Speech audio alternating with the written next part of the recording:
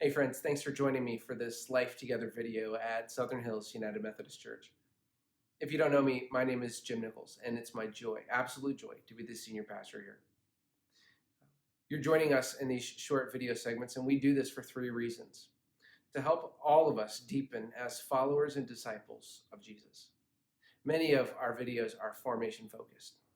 Their whole purpose is to help us grow. But we also use these videos to share moments of ministry.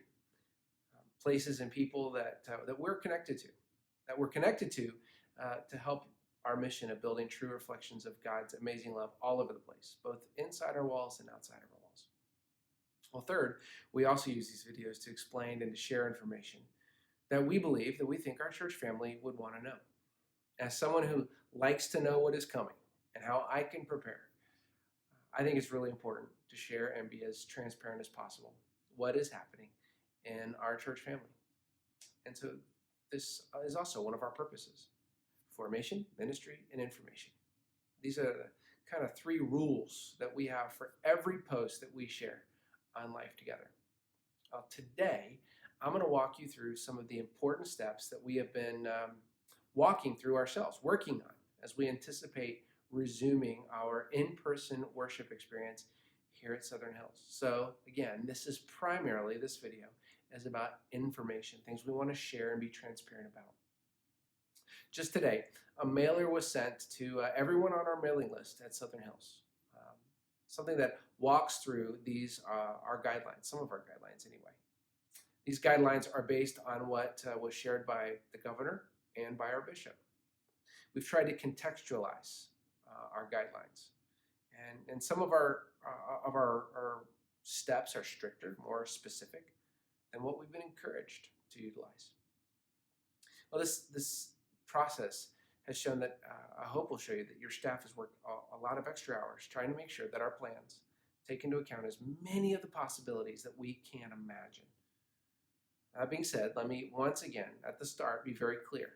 If you, for any reason at all, still feel that for your safety you still cannot attend, please stay home.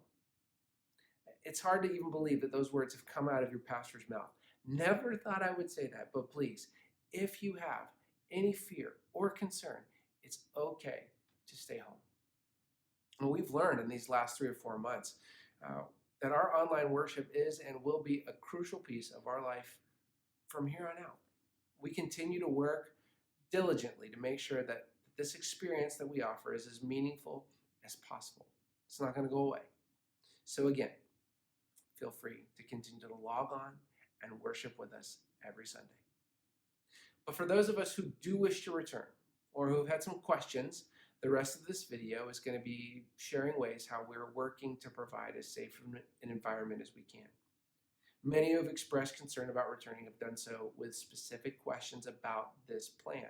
So in this little mailer that you're going to receive, and in this video, I hope to share some of those plans. So without further ado, let's jump in. The first thing, and most important, is that our tentative reopen date is June 21st, Father's Day weekend. Again, that's a tentative date. The next week or two, very important for that timeline to happen. As other churches have opened, as businesses and have opened, as we've seen through Memorial Day and other times, large groups gathering, we're going to see if there is a rebound in COVID cases in Kentucky. So keep an eye out for those things. We're also going to begin with 2 worship services. Our times, 8:30 and 10:45, are when we'll be opening up. And we're going to open those up for 100 worshipers per event, at least until early July. That's a number below the threshold given by the governor or our bishop. We're going to be asking those who do wish to come to RSVP with us every week so that we can maintain that threshold.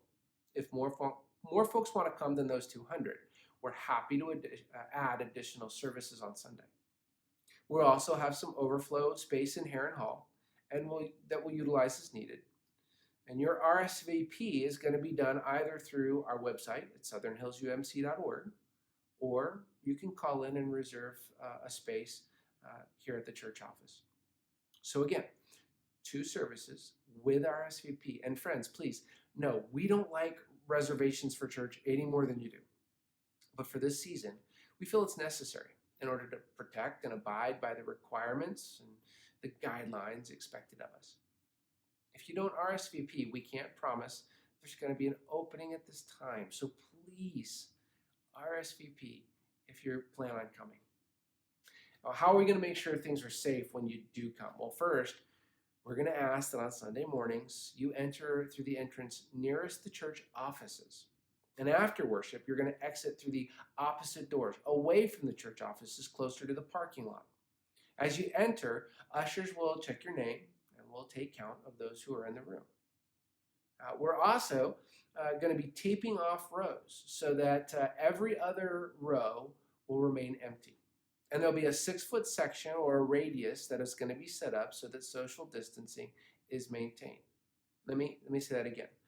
Every other pew will be closed, and 6 feet of space will be provided between each family or individual section. We'll also be requiring masks throughout the service for anyone who comes for worship. We realize this is a pain, but again, for the time being, we believe it's the right thing to do. You're going to notice that worship leaders will be wearing masks. I'll be wearing a mask unless I'm leading. We're also going to sing songs. We're going to do that with our masks on. So please be aware of this. Bring your own mask. We'll have extras available. Please wear a mask. We'll have new hand sanitizer stations as you enter and as you exit. We invite you to take advantage of them. We ask that you take your temperature before coming. And if you feel ill at all, please stay at home. Our bathrooms are going to be open, certainly, but we ask that only one person or parent and child enter at a time. Sanitizing wipes will be in the bathrooms, but our custodial team will also be cleaning in between the services. And speaking of our custodial team, they are ready for the task ahead. Prior to each service, the sanctuary will be wiped down completely, every row. While services are going on, they'll be wiping down the doors and the bathrooms and any other place that people are gathering to ensure as clean a space as possible. If you've joined us the last couple weeks online, then you've taken part in a more streamlined worship service. And this is to assist us in getting ready to get in and get out of the building as efficiently as possible.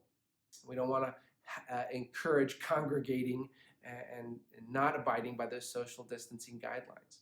In fact, at the end of the worship, I'm going to dismiss by sections, so we won't be guilty of lingering too long in certain spaces. Finally, parts of our service, well, they're just going to have to adapt in this season.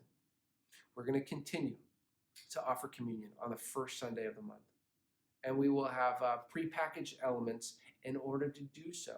In fact, you'll pick them up as you come in. No one else will touch them. If you remain at home, those elements are going to be available for you to pick up the week prior so you can join in communion online with us. We will not be utilizing bulletins or hymnals, and we won't be doing a greeting time or passing an offering plate.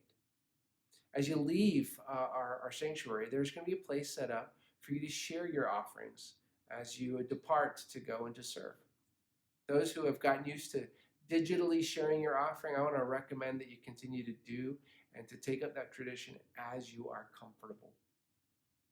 Our ensemble that we've been blessed with in these weeks is going to be further distance from us, from the congregation, and from each other. But we're going to continue to use them to lead, which is another reason that we are requiring masks in the congregation. Our full choir, sadly, will not be leading for the foreseeable future for the sake of safety. Initially, in-person worship is it's not going to include children's ministry or child care. Now, we hope that these are going to resume in a few more weeks, as well as in-person youth ministry and Sunday school classes. But for now, those classes are going to meet online, and you're invited to bring your children with you into worship. I know that is a lot of information that we just went through, but I hope it shows how serious we have been about our recovery from this pandemic and returning to in-person worship. We, all of us, I want to see you back at the church. You've been missed dearly. But I want to clear a couple things up. Church was never canceled. Church was never closed. I've heard a lot of people, politicians, pastors, everybody else talk about the church during this season, being open, being closed. The truth is, the church, It's not a building, it's the body of Christ. Living in a way that invites God's kingdom on earth as it is in heaven. It's our prayer every week. Brothers and sisters, you and I are the church. When we gather for worship, we come as a community of believers to collectively praise, pray, and pursue together this living God of ours. There is nothing on earth like being together to do this. Nothing. And when we miss the chance to worship together, we miss a lot. And I have missed you and a lot these past weeks. There's going to be a day when this is behind us and when reservations and fears about distancing and masks and all that stuff, it won't be as real. But until then, for those who need to stay home, again, let me encourage you, please do. For those who are ready, let's follow these guidelines and let's come on back. For all of us, let's remember that what we do when we meet matters as much as what we do when we aren't meeting. Let's follow Jesus. Let's be the reflection of his love, and let's show our world what the church is really about. I've tried in this video to answer as many questions as possible, and I am sure I have missed some. So if you have further questions, please don't hesitate. Send me a message. I will do my best to answer it, even if it means another long video like this. I do hope you'll share this video with other church family members or others even who might be interested in what we're doing here at Southern Hills. Until I do see you or I hear from you, know that you stay in my prayers. Know you are loved deeply. And know that until the next time, we continue to look for God's grace and peace all around us. Thanks for sharing some life together this afternoon, friends. Many blessings to you, and I look forward to seeing you soon.